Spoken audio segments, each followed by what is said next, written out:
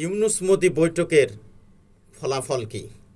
গত ৪ এপ্রিল ২০২৫ তারিখে ব্যাংককে অনুষ্ঠিত বিমস্টেক সম্মেলনের ফাঁকে বাংলাদেশের প্রধান উপদেষ্টা ডক্টর মোহাম্মদ ইউনূস ও ভারতের প্রধানমন্ত্রী নরেন্দ্র মোদির মধ্যে একটি বৈঠক অনুষ্ঠিত হয়।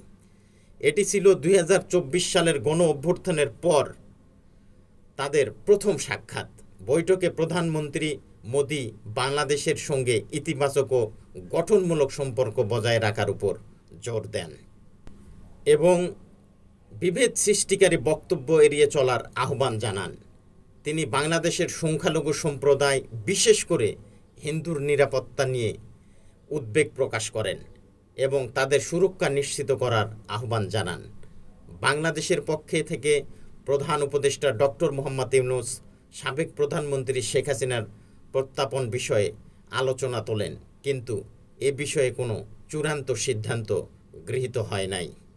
বৈঠকের পরিপ্রেক্ষিতে বাংলাদেশ নয়াদিল্লিতে তাদের নতুন হাইকমিশনার রিয়াজ হামিদুল্লাহকে প্রেরণ করে, যা দ্বিপাক্ষিক সম্পর্ক উন্নয়নের লক্ষ্যে একটি ইতিবাচক পদক্ষেপ হিসেবে বিবেচিত হচ্ছে। সার্বিকভাবে ইউনূস মোদি বৈঠকটি বাংলাদেশ ও ভারতের মধ্যে সম্পর্ক পুনর্গঠনের পথে একটি গুরুত্বপূর্ণ পদক্ষেপ হিসাবে দেখা হচ্ছে।